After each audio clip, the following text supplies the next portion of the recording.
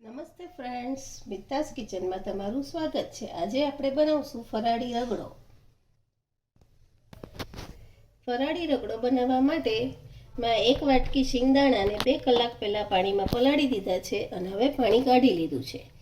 હવે આપણે કઢાઈમાં 1 મોટી ચમચી તેલ મૂક્યું છે।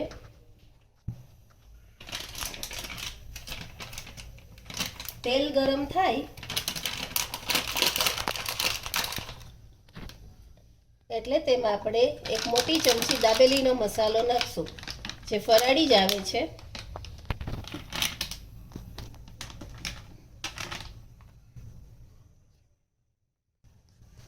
આ મસાલો આપણે તેલમાં 2 મિનિટ માટે સાંતળી લઈશું।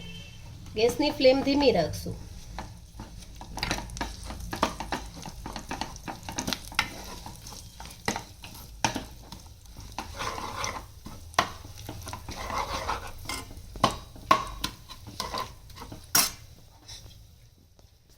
અને આમાં આપણે નાખશું આમચૂરની ચટણી। આમચૂરની ચટણી મેં તમને પહેલાં બતાવી દીધી છે। મગની દાળની કચોરીની વિડીયો છે તેમાં બતાવી દીધી। તમે ન જોયું હોય તો તમને ડિસ્ક્રિપ્શન બોક્સમાં એની લિંક આપી દેશું, તે રીતે જોઈને બનાવી લેજો।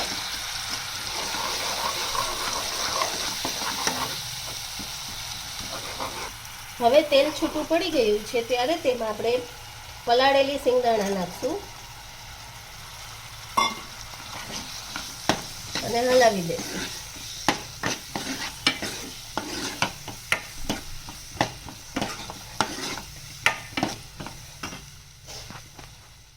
હવે ગેસની ફ્લેમ ફાસ્ટ કરી તેમાં 1 ગ્લાસ જેટલું પાણી નાખશું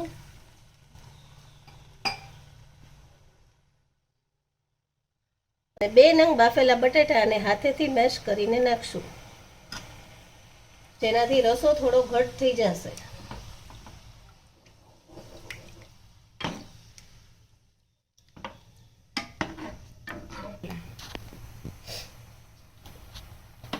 હવે સ્વાદ મુજબ મીઠું નાખશું અને હવે રગડાને ઉકળવા દેશું।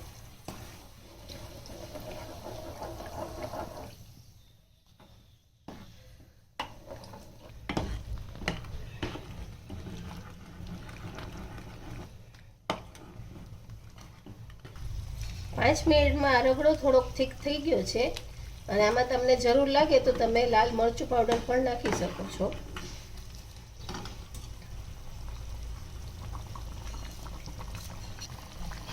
આ રીતનો થવા માંડે એટલે આપણે ગેસ બંધ કરી દઈશું, કારણ કે હજી ગેસ બંધ કરીને થોડીક વાર ઠરશે તો પણ હજી આ ઘાટો થશે, કારણ કે આમાં આપણે બાફેલા બટેટા નાખ્યા છે। હવે આ રગડાને સર્વ કરવા માટે બાઉલમાં પહેલા આપણે બાફેલા બટેટા નાખશું।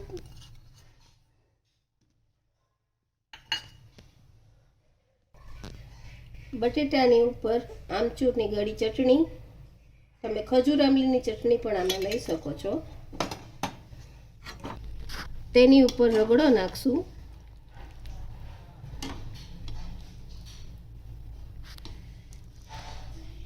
તેની ઉપર પાછી ગળી ચટણી, જેટલી ભાવે તેટલી નાખી શકીએ।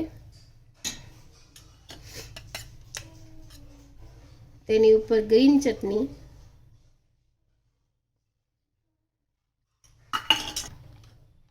તેની ઉપર ફરાળી ચેવડો,